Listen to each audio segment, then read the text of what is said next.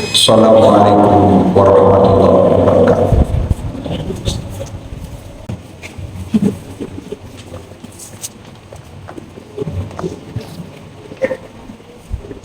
Innal hamdalillah nahmaduhu wa nasta'inuhu wa nastaghfiruh wa na'udzu billahi min syururi anfusina wa min sayyiati a'malina may yahdihillahu fala mudilla lahu wa may yudlilhu fala hadiya lahu. Asyhadu an la ilaha illallah wahdahu la syarika lahu wa asyhadu anna Muhammadan abduhu wa rasuluhu alladzi la nabiyya ba'da, amma ba'd. Ya ayyuhan nas ittaqullaha haqqa tuqatih wa la tamutunna illa wa antum muslimun. Allahumma shalli ala Muhammad wa ala ali Muhammad kama shallaita ala ali Ibrahim wa barik ala Muhammad wa ala ali Muhammad kama barakta ala ali Ibrahim fil alamin innaka Hamidum Majid. Ikhwatu iman yang sama-sama mengharapkan rahmat Allah Subhanahu wa ta'ala. Segala puji milik Allah Subhanahu wa ta'ala.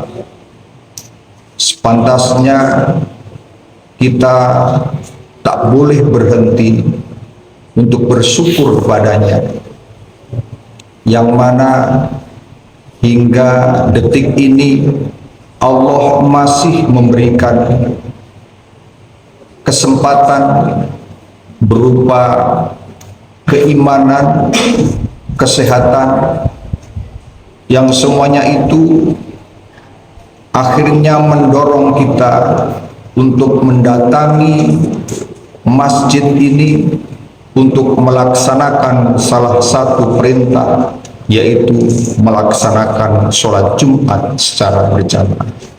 Harapan kita mudah-mudahan sholat Jumat yang kita laksanakan pada hari ini merupakan salah satu amalan yang terbaik yang pernah kita lakukan selama kita menjalankan kehidupan di dunia. Ikhwatu iman yang dimuliakan Allah Subhanahu wa ta'ala, di dalam surat Al-Luqman Allah menjelaskan tentang orang-orang yang memiliki kebaikan-kebaikan yang karenanya menjadikan Al-Quran itu satu pedoman hidup. Al-Quran menjadikannya sebuah tuntunan untuk menjalankan kehidupan ini. Mulai dari ayat 1 sampai dengan 5, Allah telah menjelaskan siapa saja yang dimaksud dengan orang-orang yang baik. A'udzubillahi minasyaitonirrajim. Bismillahirrahmanirrahim. Di dalam surat Al-Luqman Allah membuka dengan kalimat alif lam mim, dan sebagian ulama mengatakan bahwa ayat ini ada disebut dengan harfun munqati'un, huruf yang terpisah-pisah, merupakan tanbih, sebuah perhatian bahwa di sana Allah ingin mengungkapkan hal-hal yang sangat penting di dalam ayat-ayat berikutnya. Kemudian ayat yang kedua, Allah menjelaskan tilka ayatul kitabil hakim. Itulah ayat-ayat Al-Quran yang penuh dengan hikmah, penuh dengan pembelajaran. Hudan wa rahmatan lil muhsinin. Dan Al-Quran itu, ayat-ayat Al-Quran itu menjadi petunjuk dan rahmat bagi orang-orang yang muhsin, atau orang-orang yang senantiasa memperbaiki di dalam amal-amalnya. Lantas siapa saja yang dimaksud dengan orang-orang muhsin? Yang dimaksud dengan orang-orang muhsin di sini adalah alladzina yuqimunas shalah. Yang pertama adalah orang-orang yang mendirikan sholat, bukan menggunakan kalimat yudikus sholat, melaksanakan sholat, akan tetapi yuqimunas sholat, mendirikan dalam artian menjaga sholatnya, baik menjaga dari segi kaifiyah maupun dari segi waktunya. Bukankah Rasulullah Shallallahu Alaihi Wasallam mengatakan bahwasannya sholu kama ra'aitumuni usolli, sholatlah kalian sebagaimana kalian melihat aku sholat. Artinya sholat Rasulullah menjadi panduan, menjadi patokan di dalam kita melaksanakan sholat.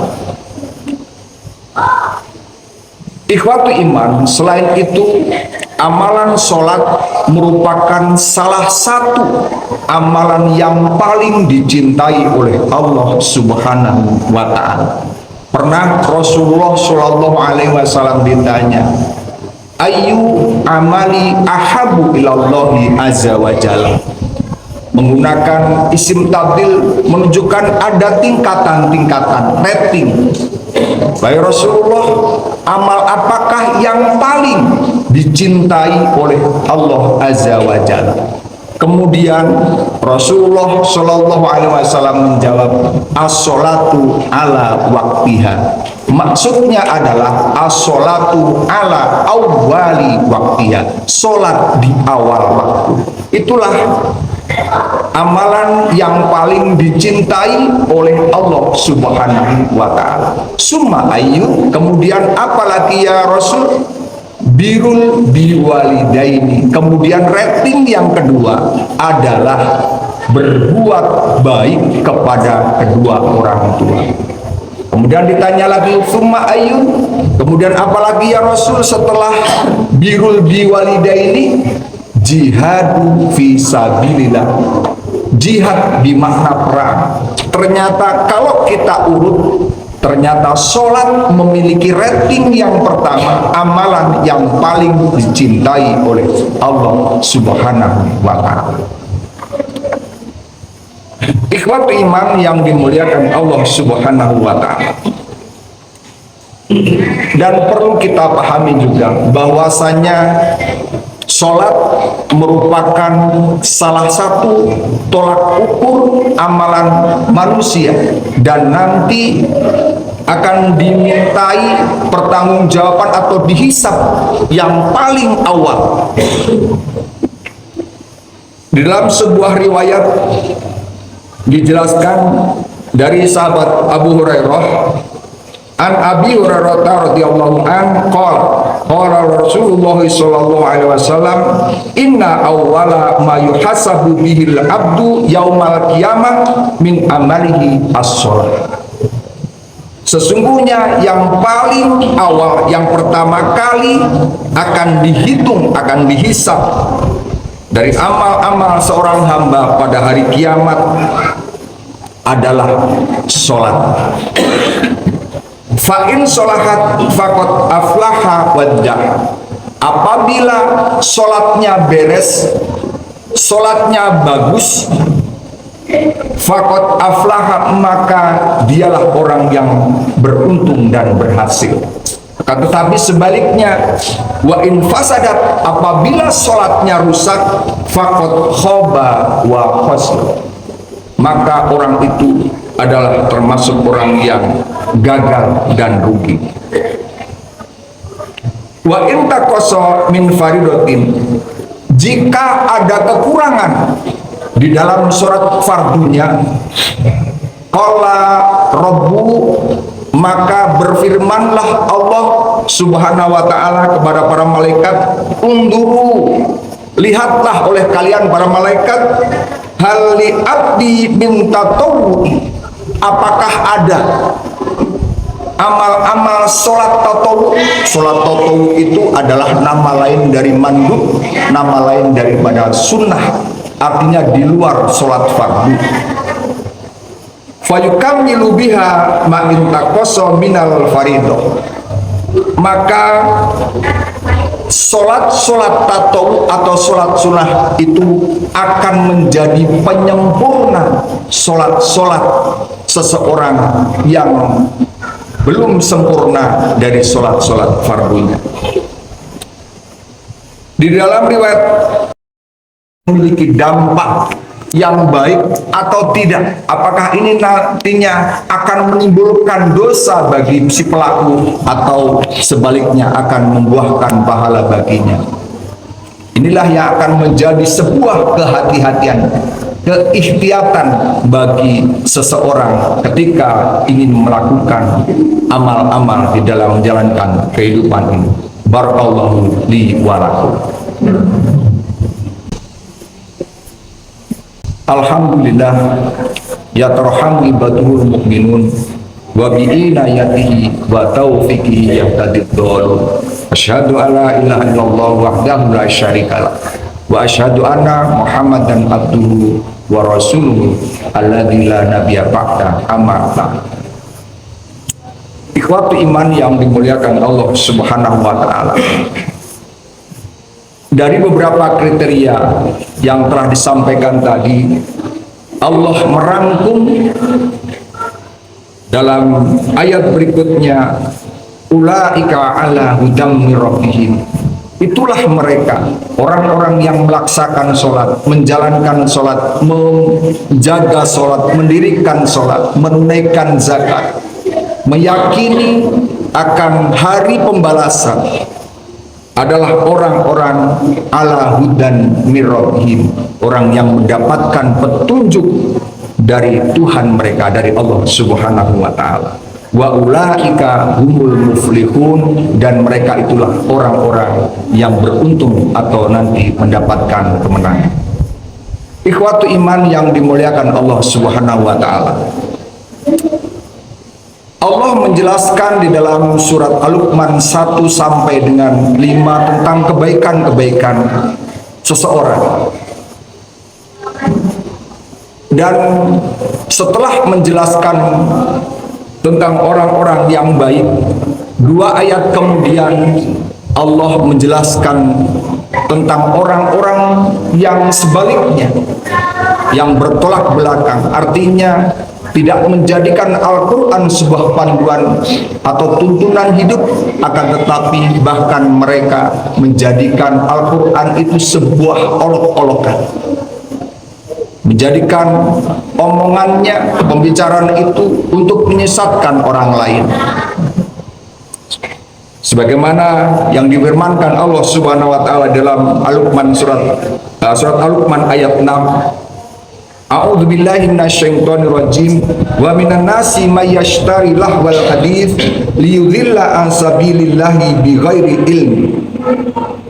Dan di antara manusia man yashtari lahwal hadits, ada orang yang menjadikan lahwal hadits, ucapannya itu liyudhilla an sabilillah, untuk menyesatkan orang lain, bighairi ilm, tanpa didasari pengetahuan, tanpa memiliki pengetahuan.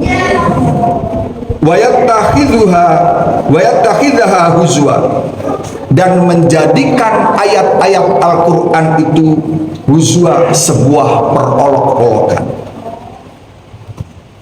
Ikhwatu iman yang dimuliakan Allah Subhanahu wa taala, beberapa waktu yang lalu kita menyaksikan seorang tokoh yang menjadikan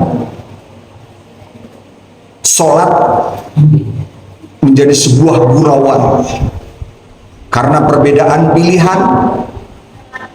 Ada kalimat amin, sehingga ketika sholat seorang imam itu membaca amin yang seharusnya diikuti oleh makmum amin, karena berbeda pilihan sehingga diplesetkan, dia tidak mau membaca amin karena berbeda pilihan.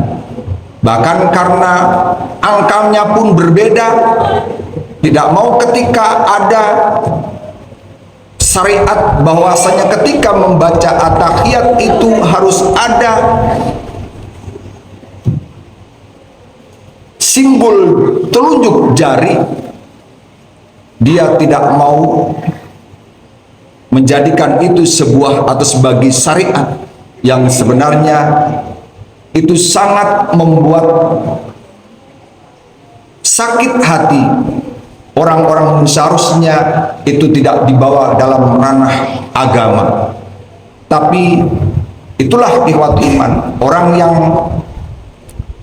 senantiasa menjadikan agama ini sebuah perolok-olokan. Sehingga apa ancaman bagi orang-orang yang senantiasa menjadikan perolok-olokan itu? Ulaika lahum adzabun muhinun.